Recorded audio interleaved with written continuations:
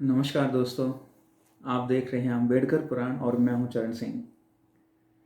एक बार फिर से आपके सामने प्रस्तुत है स्वामी जी का अलग ही व्यक्तित्व।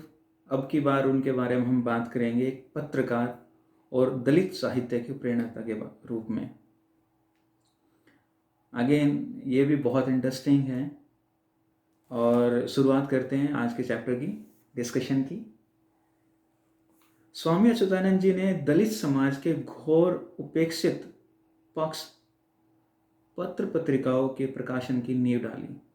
जैसा कि पिछले एपिसोड में हमने उनका एक कवि के रूप में उनकी कविताएं सुनी, उनके जो अंदाज, निराले अंदाज, प्रखर प्रहार, सामाजिक स्थितियों के बारे में जो उन्होंने बात की, तो उन्होंने, हम बात करते हैं 1922 की। 1922 में दिल्ली से एक अछूत पत्रिका निकाली, पिछले एपिसोड में भी हमने बात की थी, जिसके संपादक थे जगत राम जटिया। 1930 में कानपुर से आदि हिंदू पत्रिका उन्होंने खुद निकाली, जो उनके निधन तक चलती रही। इसी से प्रेरणा लेकर पंजाब में आदि डंका, दक्षिण आदि द्रविड़,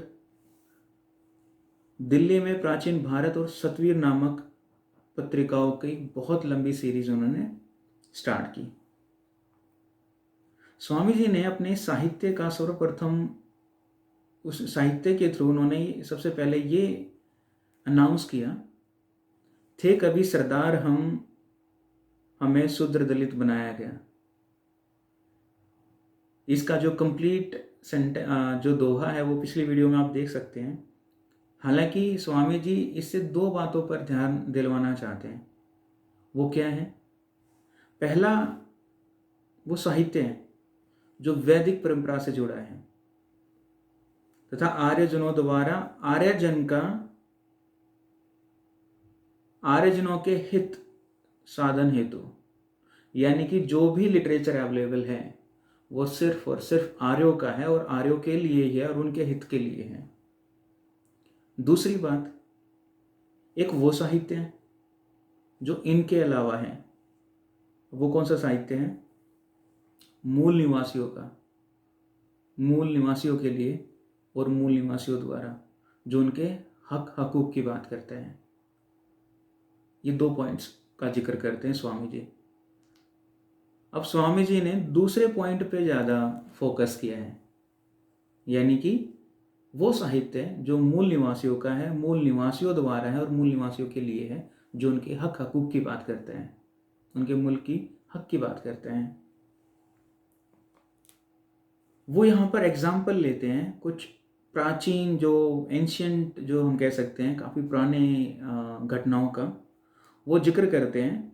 संत माया, शंबुक वध और लवणासुर वध। इनका जिक्र करते हुए स्वामी जी कहते हैं कि आर्यों के लिटरेचर में, और मैं आपको करंट एग्जाम्पल बता रहा हूँ, मैंने खुद ये एपिसोड देखे हैं। नाटक या सीरियल का नाम तो क्या लेना, आप भी देखते ही होंगे, जहाँ पर मैं दो चीज़ों के बारे में श्योर हूँ। जो पहला है संत माया, इसका मुझे नहीं पता ऑनेस्टली स्पीकिंग, बट जहाँ तक शंबुक की बात है और लवणासुर की बात है, इन दोनों का वध जिस भी सीरियल में, जिन सीरियल्स में दिखाया गया है, वो मैंने खुद देखा है। स्वामी जी इन्हीं का एग्जाम्पल लेते हैं कि ये जो तीनों वध किए गए हैं या तीनों घटनाएं हैं, ये आर्यों का जो लिटरेचर है, आप समझ रहे हैं, मनुवादियों का जो लिटरेचर है उसमें इसको सही ठहराया गया है।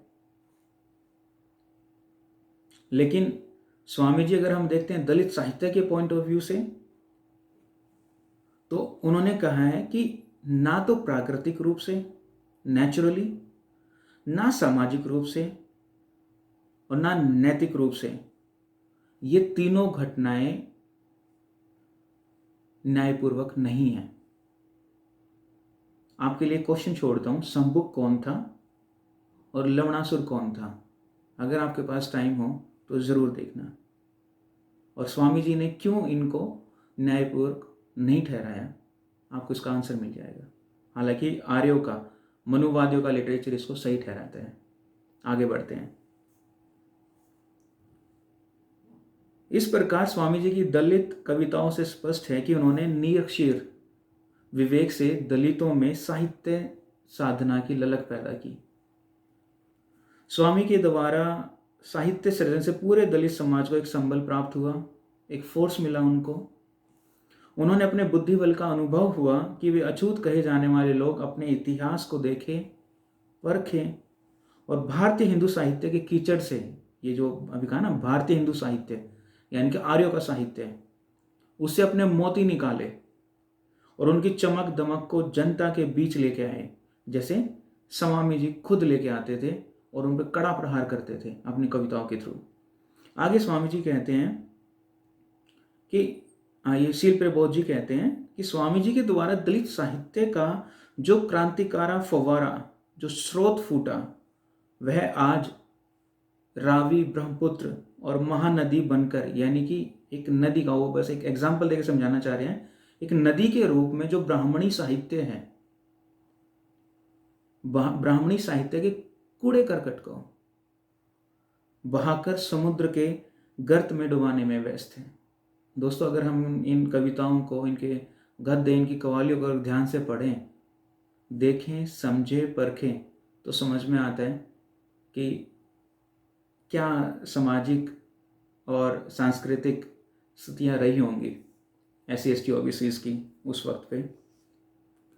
संसार के इतिहास में स्वामी जी जैसे दलित हितैषी महापुरुष कभी कभी ही उत्पन्न होते हैं। और शील प्रबोध जी आखिरी में कहते हैं, आज के दलित साहित्यकार, आज के करंट के मॉडर्न टाइम के साहित्यकार उनके सदा ऋणी रहेंगे। शुक्रिया अम्बेडकर पुराण से जुड़ने के लिए। फिर मिलते हैं नेक्स्ट एपिसोड में।